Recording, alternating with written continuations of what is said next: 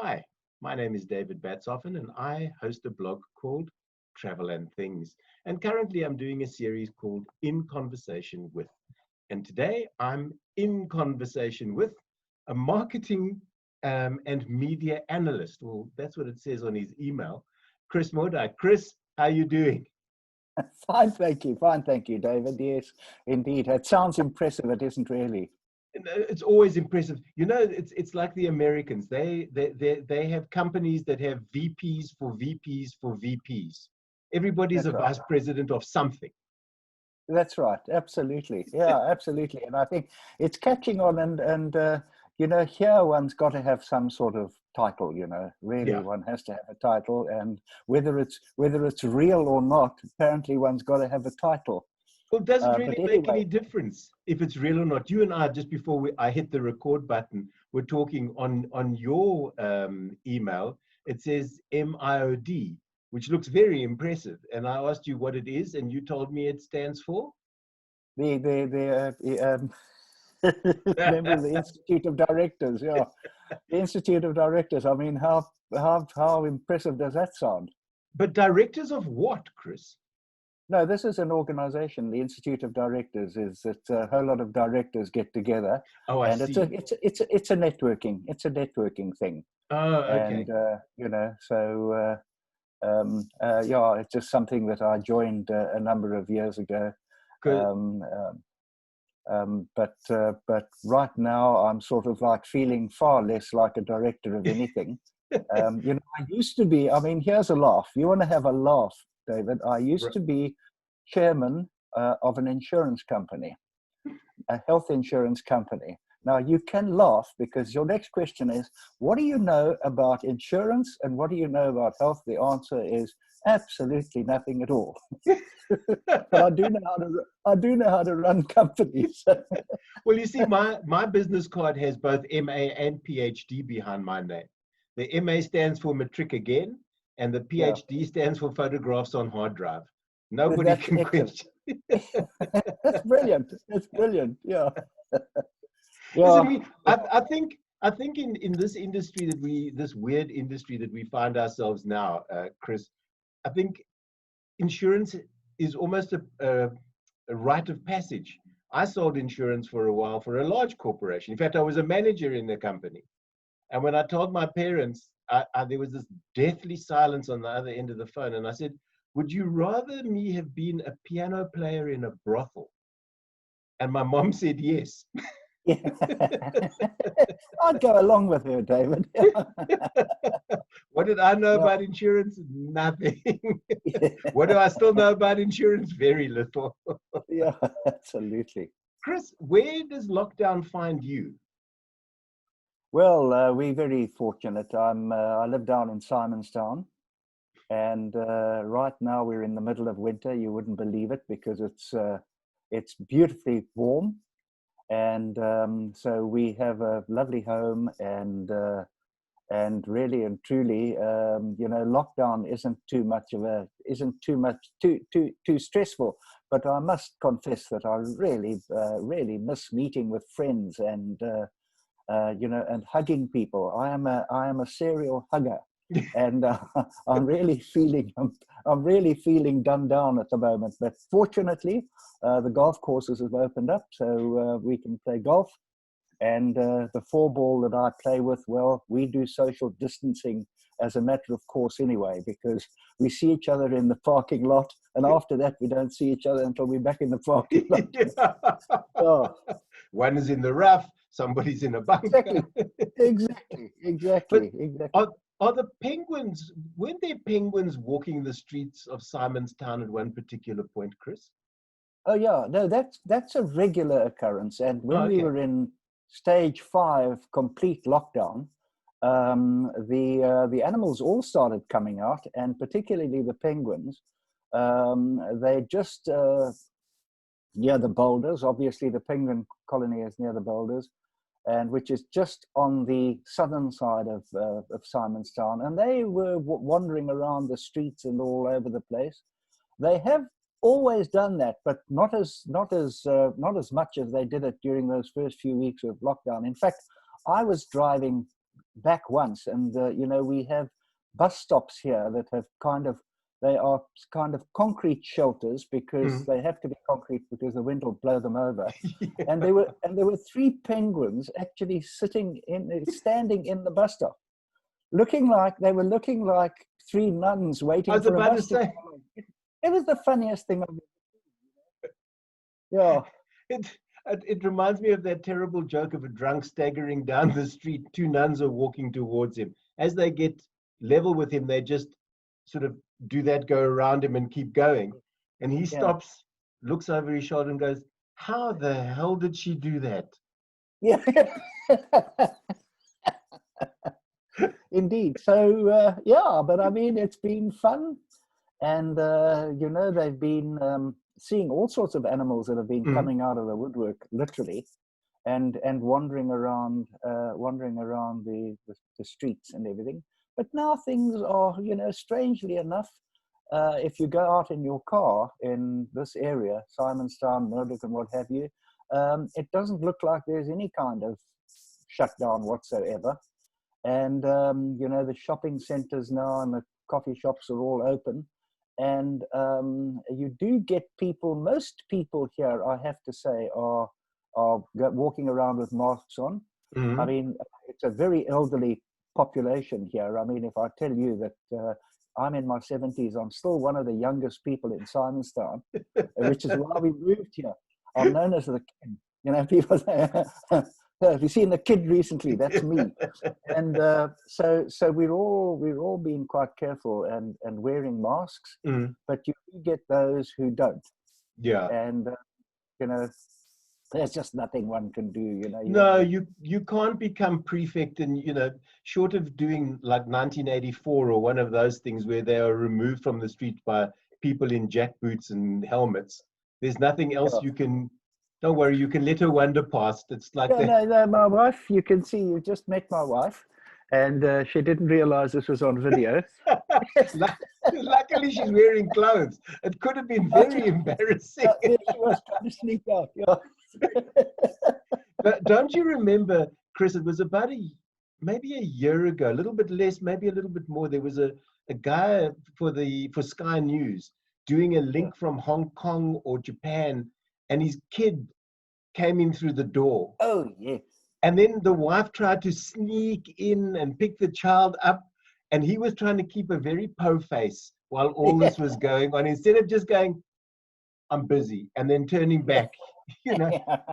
I think we've all started to learn how to use Zoom to our advantage. I mean, before March 27th, how many of us had ever used this Zoom conference facility? Yes. I must say that I've been noticing, I mean, the politicians are doing it, the parliament are having their meetings on Zoom.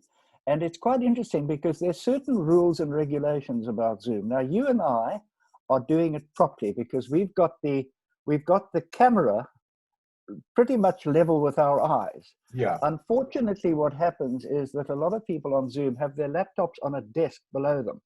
So all one does is you have this expanded view of a nose hairs, and I mean, and I can't help looking at it now, but the lower you have your laptop, the more you actually just look straight up somebody's nostrils. And, so there's a bit of training that needs to happen with these Zoom things. But there's also the supposed etiquette around this. At the end of a Zoom conference, you're meant to do the silly wave. I don't know why. When you say goodbye to your friends, you don't normally wave. You just go cheers. And the other thing is, when you get to the end and you have to, where's the button to switch this off? Yes, somewhere. No, it is absolutely amazing. And then, of course, you get a situation where you have, everybody talking at the same time. And when you have a meeting with 27 people and none of them mute their microphones, you have 27 people doing it. In fact, my wife, at the beginning of lockdown, her yoga class switched over to Zoom. And there, none of the people knew how to mute their microphones. And one of her friends, her husband, was sitting in the background. And and making comments, ribald comments about her backside in various positions. And it was coming over loud and clear. Nobody said anything anyway. The next run, they all got an instruction to mute their microphones. Yeah.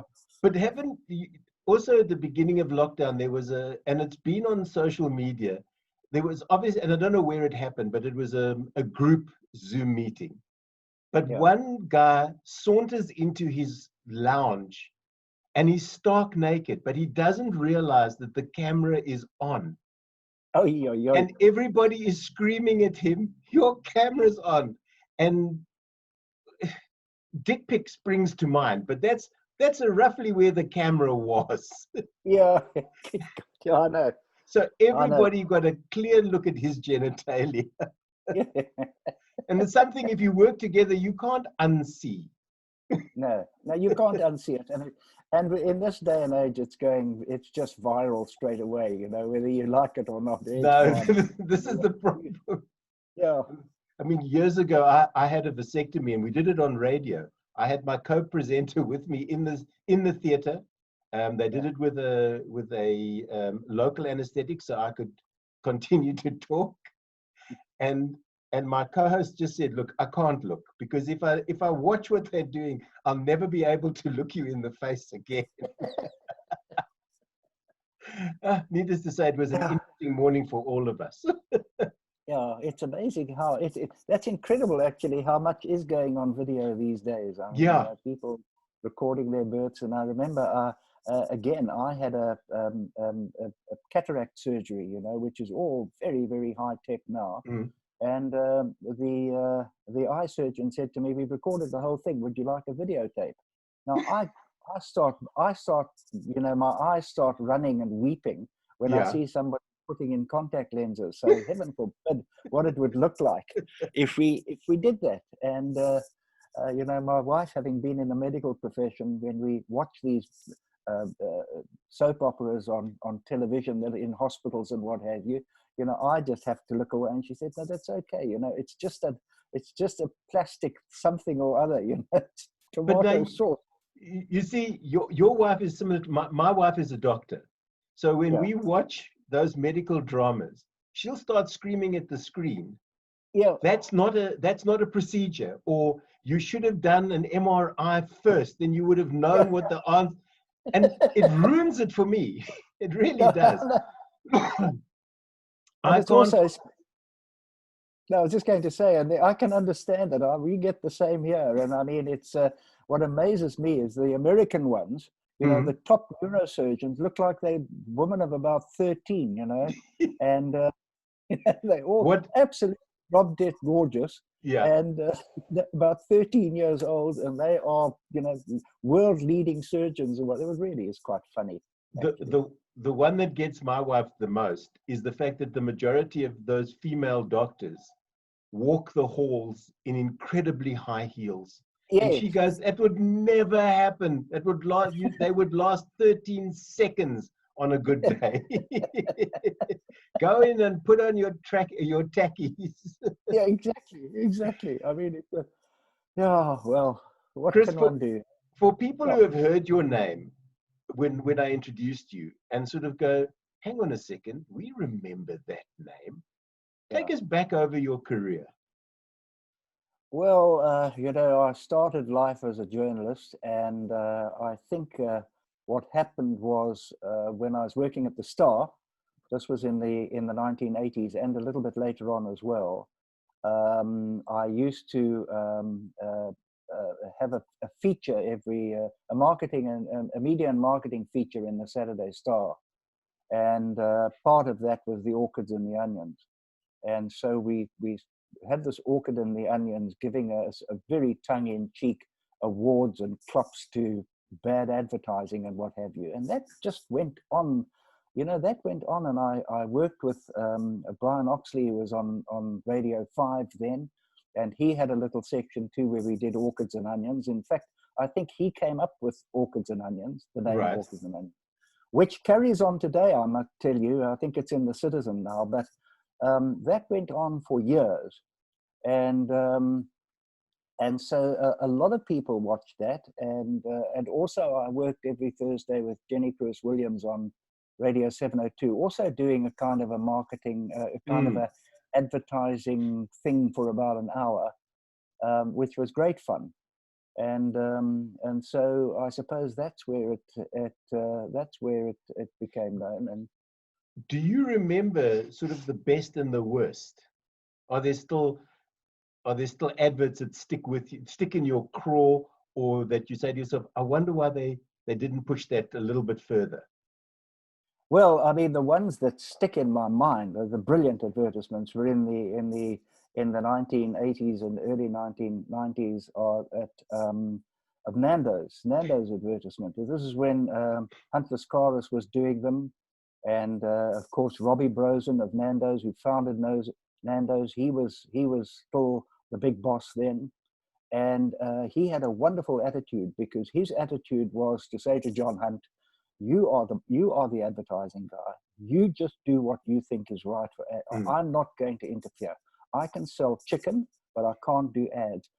And that proved without a doubt that the way to do ads is to let the people who are the specialists get on with it. And there were some lovely, lovely ads. I mean, the best one of all, most of them today wouldn't be allowed, because it's become terribly petty and politically correct. But the best one I think ever was the neighbors meeting up in a Nando's, and there was this elderly couple and the two young gay guys who were their neighbors, and they met in Nando's, and it was the first time they'd actually sat together, and they were sitting together and having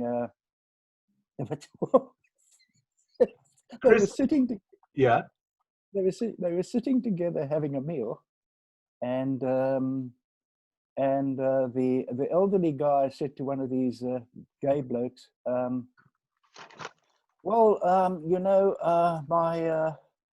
was in the Air Force too, you know what? There's somebody. There was the tail gunner one. Yes, it says, I was in the Air Force too, and my son tells me you were also a tail gunner. And I mean, and then the woman walking along with with the dog, the blind woman with the guard dog, and walking straight into a pole because the dog was being mesmerized by the smell of the chicken. That particular one got me into such trouble. I was on 702 at that stage, and our receptionist, our switchboard lady, was blind. And we'd spoken about that on air. And the wonderful thing about people is they become the moral compass for everybody. Yeah. So somebody came on and said, no, I shouldn't talk about it because it's not funny. Yeah. And our switchboard lady phoned in and said, listen, I might be blind, but I have a sense of humor. And that happens to us often. We walk into things. So don't let your audience speak for me. Yeah. Yeah, but it was, you see, those were memorable. And in fact, in 1999, I did a series on SABC television of the world's greatest advertising. Right. And this went for 13 weeks, and every week at the end we'd show a South African one, a really good South African ad. And if you look back now at the last 3 decades of advertising, it was that era where all the really great adverts were done, and I think of all those wonderful, Boot and Swar in the Castrol ads, and then the elephants for IBM. But absolutely, and I mean that sort of stuck. And nowadays what's happened is that because the world is so politically correct, and our advertising standards authorities are so petty, to be honest with you, that you really can't put an ad together without having a lawyer, a part of the creative team, standing there. So the point is that one just can't sort of say anything. And I mean, people talk today saying, the Nando's are still doing a good job, and people say, wow, great job, great ad from Nando's. They are great ads, but they're not nearly as great as the ones they were used to be allowed to do. So But It is sad in a way. yeah, I hear what you're saying. I just wonder who's doing Nando's ads overseas, because if you watch any British panel TV show, from Graham Norton to QI to Yeah. Last Leg, at some particular point, somebody will mention Nando's in Oh, of almost course. every single episode. Yeah, exactly. It's become a sort of a word, you know, that is just bandied around. And I mean, it's always in a positive sense too. You Yeah. know, it's wonderful. No, it's Well, wonderful. I mean, it's an amazing brand, Beth. but you know, I was watching on Netflix at the moment. There's a new season of Monty Python, looking at the guys that made up Monty Python, Yeah. and their sort of favorite parts. And I was saying to my wife, firstly, I find it very sexist now. It's dated, and Yeah. all they tended to do was scream a lot. Yes, they Yeah. were funny, but it's just noise. Yeah, it is. Yeah, well, it's quite interesting, you know, listening to the Monty Python people talking about the Goon Show, and Yeah, of course that's where they got their inspiration. yeah. But it's quite interesting too. I mean, you know, you listen to the Goon Show, which was the 1950s, Mm. and that's also become very dated. It's very sort of very childish, you know, but it still appeals to me because I'm still very childish. But Well, this is it. One day, when somebody said to me one day, when are you going to get a real job? I said, when I grow up, when I've it, left my second childhood. And they said, where are you now? I said, in my first.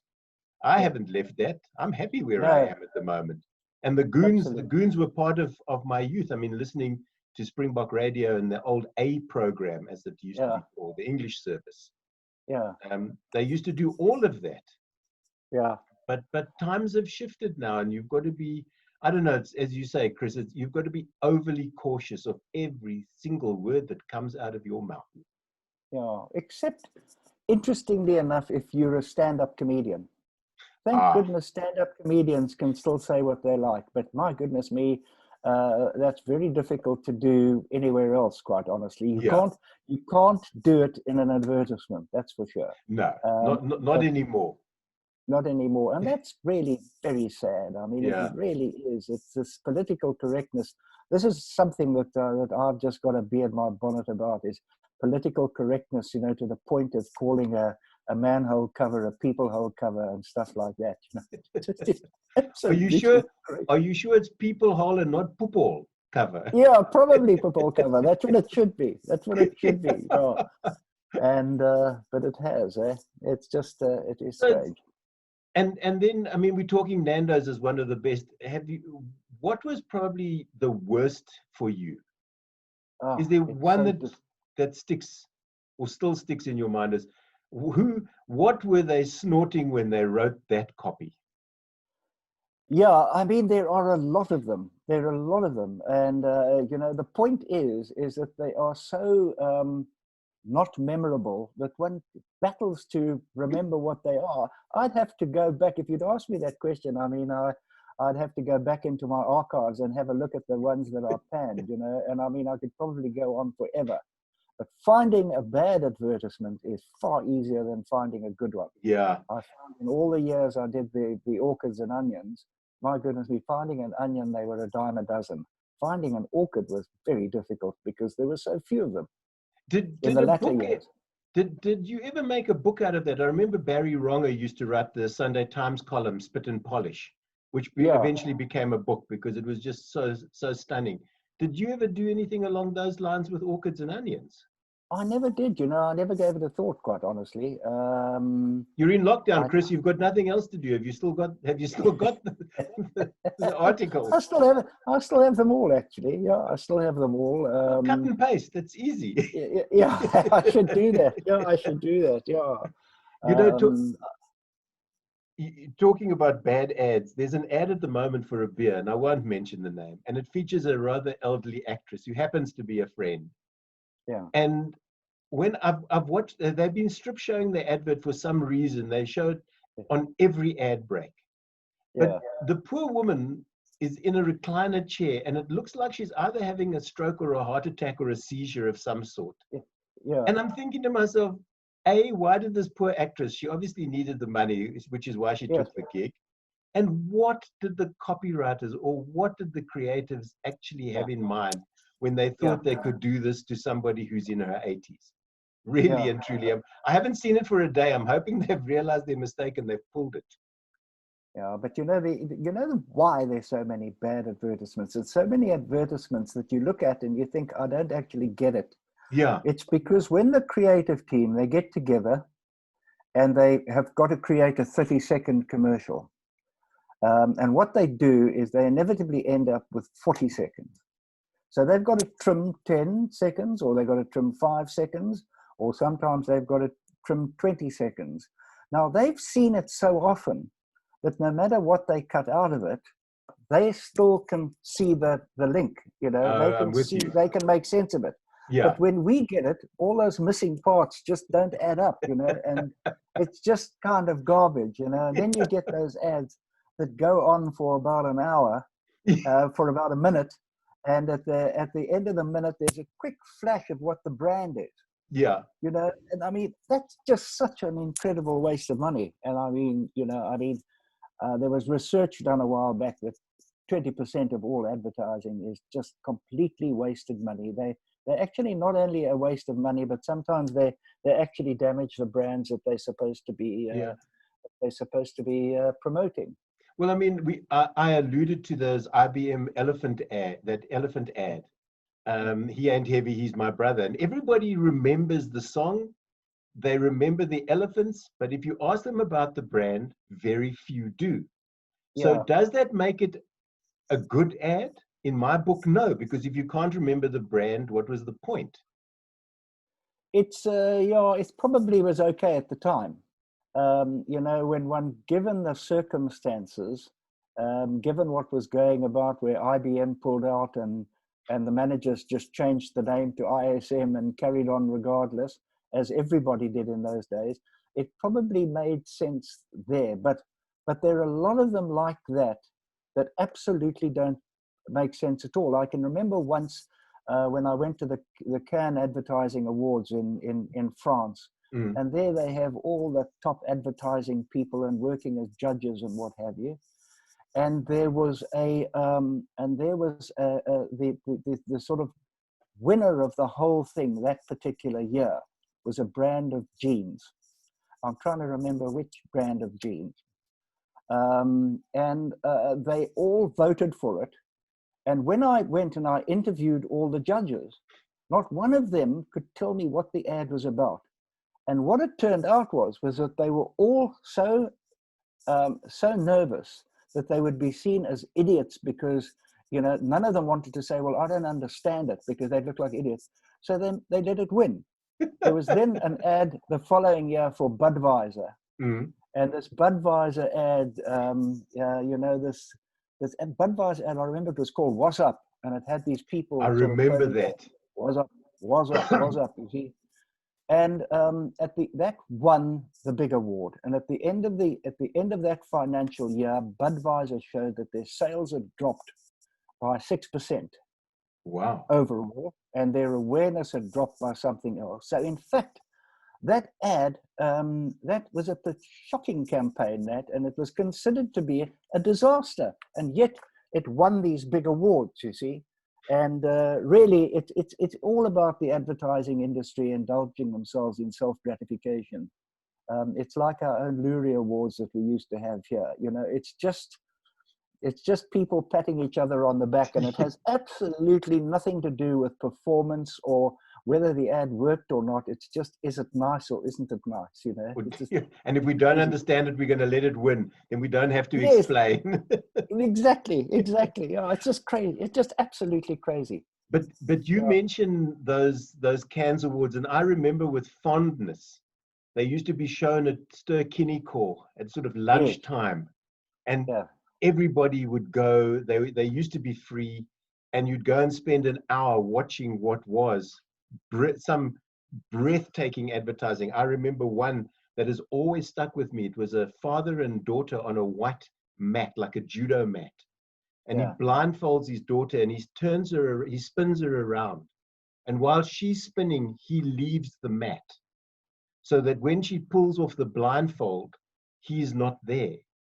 Yeah. And there's only one word in the whole ad, and she screams his name. She just goes, Papa.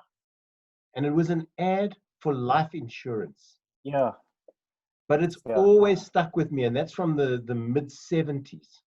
Yeah, yeah. They were great in those days. And I mean, I've still got quite a number of tapes of those Cannes Awards with that show reel. And there were ads that were absolutely brilliant in those in those days. And I mean, one of the things that we did was when we did this program, I think we'd have about 12 or 13 commercials in the half hour. Right. And we chose them from about a short list of about 3,000. Wow. And they all had to be entertaining. In one way or the other, they all had to be entertaining. And they really were. I mean, some of them were just absolutely stunning. I remember, for example, a great ad for Volkswagen Beetle. This was from 1957. Right. Where it shows a guy in a snow plow, you know, plowing through like 20 meters of snow, you know, and it goes on, and then they just say, question, how did the guy who drives the snow plow get to the snow plow? And there's his Beetle parked next door. And I mean, there were a lot of those that were really, really, really quite funny. And if you go back to those days, Chris, and I want to come back, just remind me to talk about comparative advertising. The early television ads were all done live. Yeah. I remember there was, I think for Seiko watches, they put a watch on an outboard motor. They dropped the motor into a tank. They started the motor. When they pulled the motor out, this is all live. The watch had vanished. Yeah, it was just gone. So that, and the other one was for a fridge, and they couldn't get the door open. Oh no. But my statement about comparative advertising is, why isn't it allowed here? I mean, every time I've been to the States and you watch, there's a moment where you go, hang on a second, oh, I'm in America. They can do comparative advertising. Well, you see, here it's got nothing to do with advertising law, but everything to do with the law, with the Copyright Act. Okay. So the copyright law comes into play here, not the advertising laws. And it's a real shame, actually, because at the moment, anybody can say, now, according to advertising laws, you can say, my product is the best in the world. You don't have to prove it. You can just say, this is the best in the world. You can't say my product is better than anyone else. You cannot use the word better. Okay. Because that's comparing. And I think that it's unbelievably sad, because I think that, particularly supermarkets should be allowed to do comparative advertising and compare. I think that most people, I think motor cars should be allowed to compare. Banks should be allowed to do comparative advertising. Look, there are a lot of pitfalls in comparative advertising. Like one supermarket can be having a whole lot of loss levered specials, and they are, promoting their specials against somebody else's supermarket that isn't on special. Yeah. Well, why not? And I've always been an advocate for letting it open, and letting them all fight it out in front of us. I mean, that is something that the consumer deserves. At the moment, the consumer is just being, taken for a ride as far as advertising is concerned, because everybody's allowed to say, well, we're doing the best. And particularly when what makes me laugh is the supermarkets. I really laugh at the supermarkets. I mean, they will come up and say, we really on the side of the consumer. Yeah, right. We love you. We're doing everything right. We're keeping our prices low for you. We're just knocking ourselves out. Our kids are starving so that you can have this, that, and the next thing. And then I've seen that on the same day on the front page of a newspaper, where a supermarket has gone on saying how wonderful they are, what they're doing for the consumer. And on the business pages, there's an article there showing that their bottom line profits have increased by some extraordinary amount, and it's all nonsense. And I mean, right now, I'm convinced our supermarkets are actually, with this COVID-19, are ripping the ring out as far as we're concerned. Yeah. And, David, But last time I was in England, I went in and did a survey at a number of their supermarkets, and I found over 40 products in British supermarkets. Remember, and at that stage, the pound was 20 rand to the pound, 21 rand to the pound. I found 40 products that were cheaper in the UK than they were back here in South Africa, even with that chronic exchange rate. it's sickening. And also when you find house brands that are cheap, that are more expensive than branded food. Yeah, it's just crazy. And I mean, really, and I think the problem comes down to the fact that the consumer in South Africa really doesn't try. It's scared to open their mouths and complain, scared to actually just say, well, look, we're just not going to buy that now. That's ridiculous. You see, they just think, oh, what the hell, and it's costing us. Yeah. Years ago, 20, 30 years ago, I remember going to a particular supermarket, and I used to buy liquid fruit on a regular basis. Yeah. And the prices varied from week to week. So I said to the manager of that particular branch, how come there's a price variance? And he says, no, but because the fruit is seasonal. And I said, it can't be seasonal week to week. Seasonal seasons, 3 months. No, that's why we changed the price. So I said, you know what? There's nothing I can do. All I can do is stop buying the product, which I did. I have not bought that particular fruit juice in over 30 years. Yeah. Well, I mean, this is the thing that we need to do. And, the trouble is that there are far too few of us to do that. I mean, I used to also get, I've worked as a marketing consultant to a number of big retailers and retail groups and what have you, and one knows what goes on there. And really, it's the specials that they offer are an enticement, and they're an enticement for you to actually come out. You can see it when you queue up to go and buy stuff, that you've got to walk the gauntlet. This came up particularly bad, that you walk through the gauntlet of chocolates and God knows what, the temptation to go through. And it just is actually, it's actually terrifying how ruthless actually the retail industry is in this. They are pretty damn ruthless, let me tell you. And well, I suppose they have to survive as well. But it's our fault for being apathetic and not just doing anything about it. I know I used to get really worked up coming out, and I'll mention the name of Macro. You'd come out of Macro, and they'd lock the doors until you proved you weren't a crook. Now, I spoke to Macro years ago. Said to them, you got to stop doing that, because first of all, when you look at shrinkage, or what they call theft from a supermarket, 95% of it is internal. Yeah. It's the goods received clerk, it's the goods receiving people, it's everybody inside that's doing the thieving, not the customer. And I used to get really, really bitter. I know there was only David Klutzer was the only other guy who used to perform. When we'd come out of there, we'd say, so arrest me. You're going to arrest me? And I remember once when I was writing a column for the Sunday Times, I'd gone to where was Rivonia, to Woolworths in Rivonia, and decided there to was coming out with my trolley, and the security guard stopped me. The first time ever, the security guard, I don't know what he did. He stopped me and he asked to see my till slip, and he went through everything. And I just wrote a scorcher, and I said, no, really and truly, you can't do that. And full marks to Woolworths. So I got a email from the manager, the marketing director, saying, look, we're terribly sorry, we don't know what the hell happened there.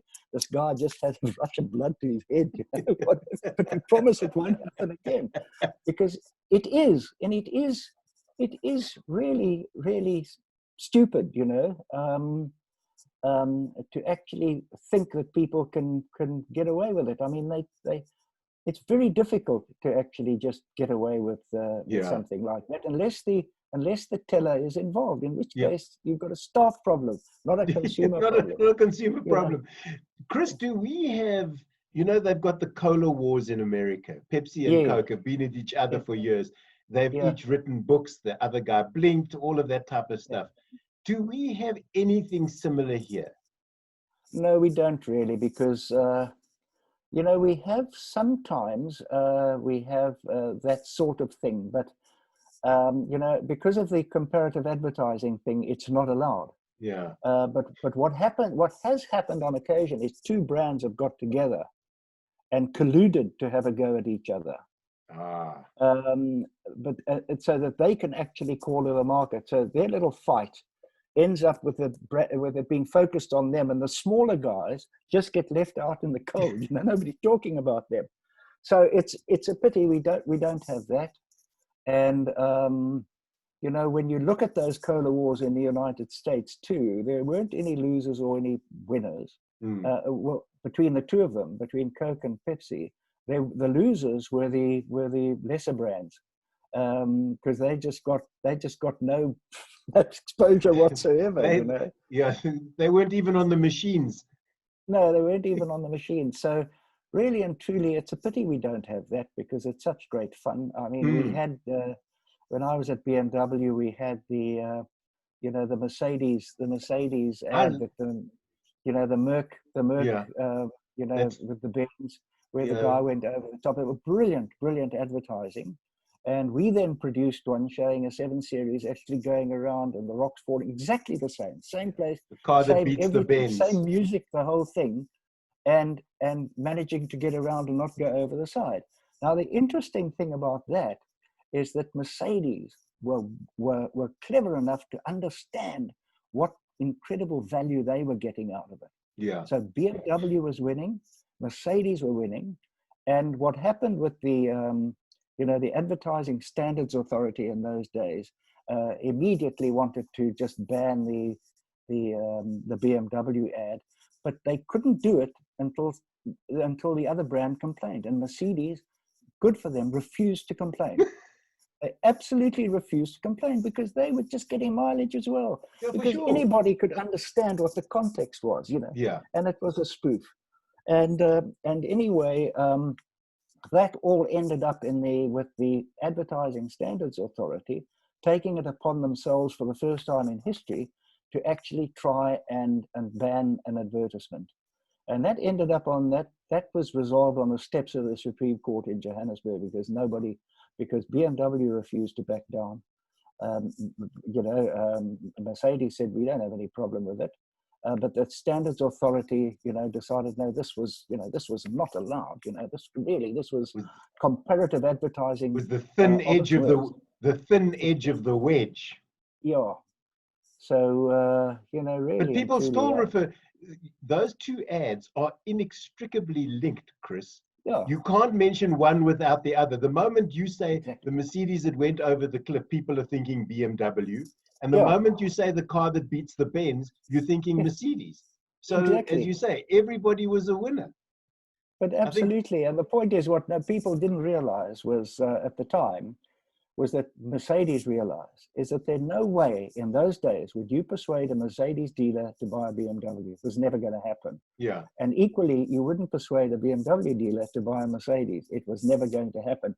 It was like trying to get a Catholic to convert to Islam. I mean, it's very rare.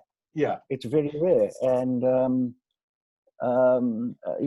so it's just a pity that advertising can't be, that the freedom of expression doesn't apply to advertising, because when you have a look what you and I can say in an interview like this, what I can say in an article or a blog or something like that, there are a lot of things I can say that if they were an advertisement, they would be banned immediately. Yeah. They would be banned absolutely immediately.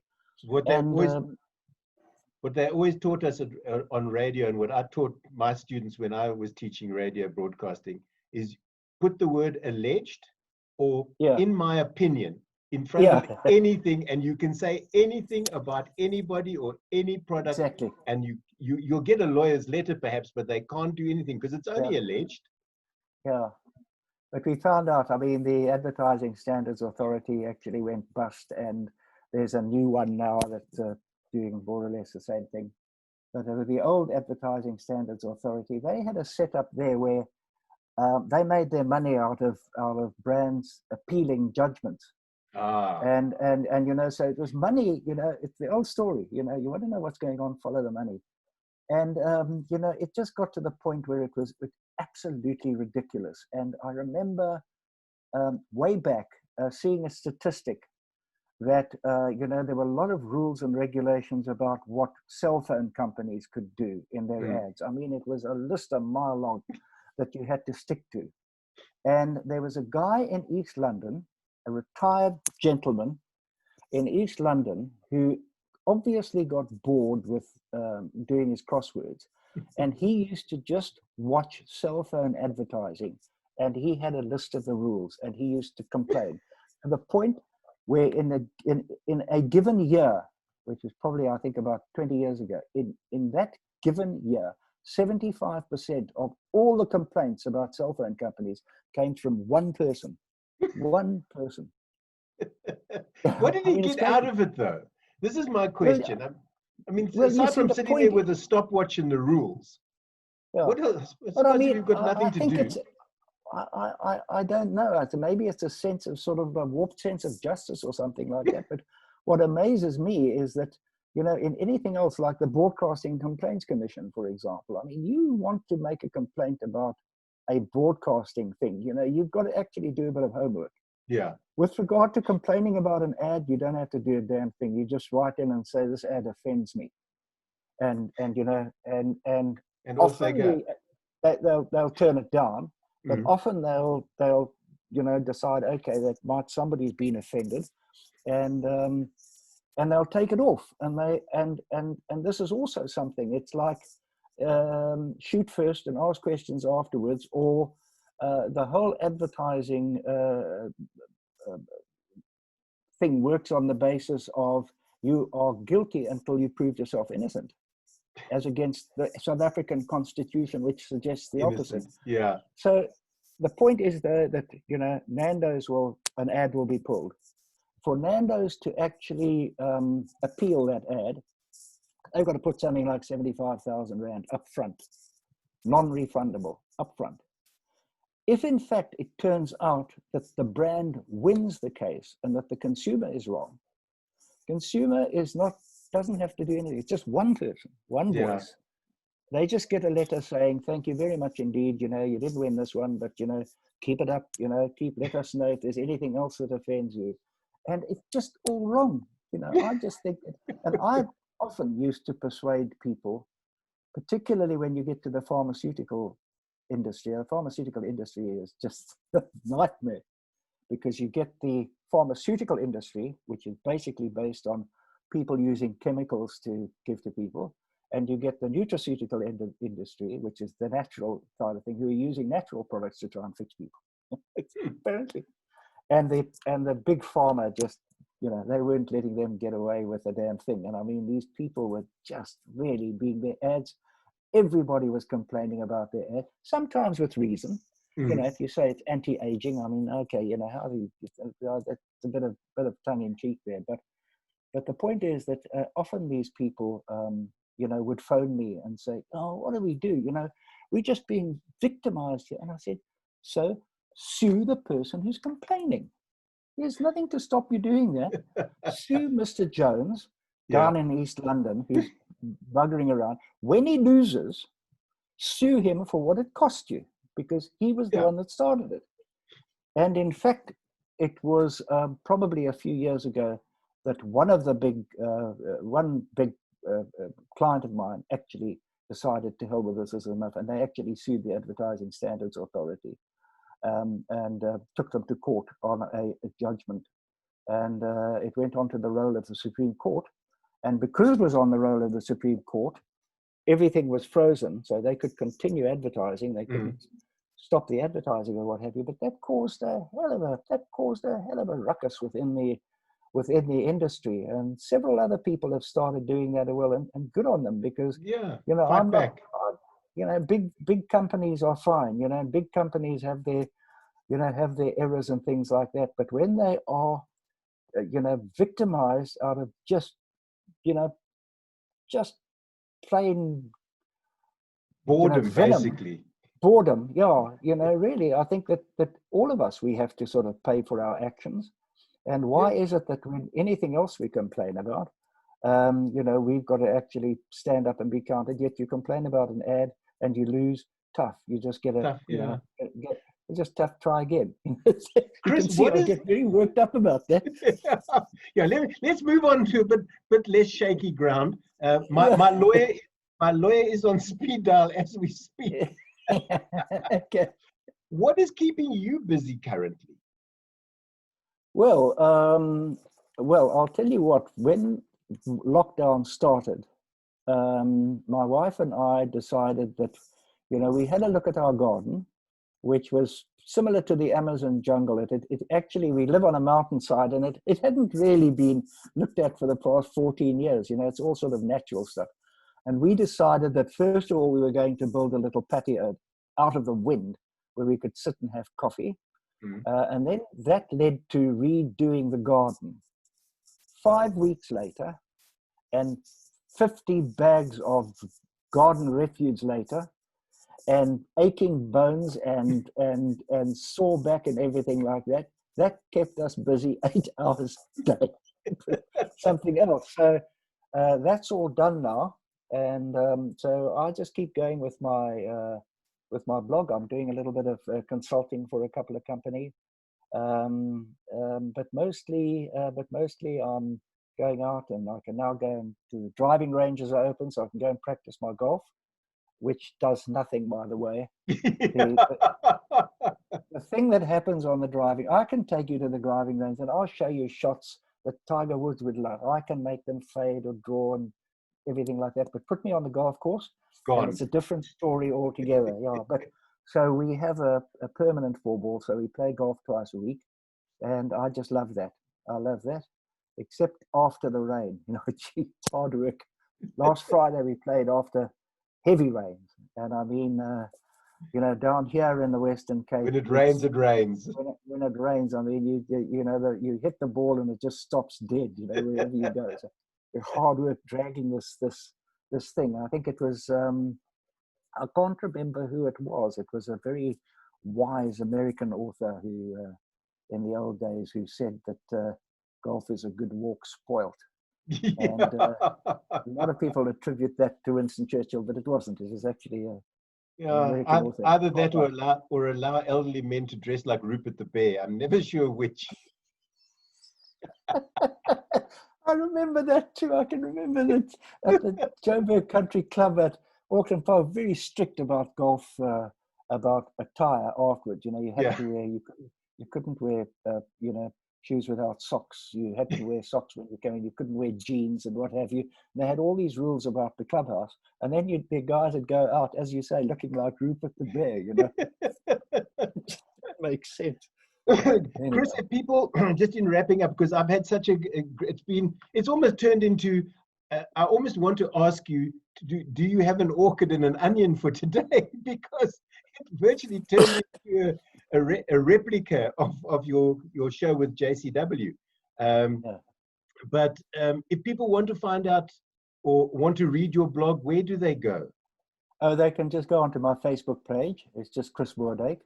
They can just look up my name on Facebook and go in, and I'll be prepared to be anybody's friend. And and they can find it there. They're all there. I think we're running into our 101st day today. I do them usually on a Tuesday and a Friday now. Right. I started doing them every day for the first 5 weeks, and then it got a bit much. In amongst all the gardening and everything. So it's there, and it's just supposed to be light-hearted and great stuff. Chris, I've been in conversation with Chris Moerdyk. Chris, it's been an absolute pleasure chatting to you. It's been far too long since we last spoke. I hope you stay warm, stay healthy, you and the family. And thanks for joining me on In Conversation With. A great pleasure. Thanks. And the same to you, David.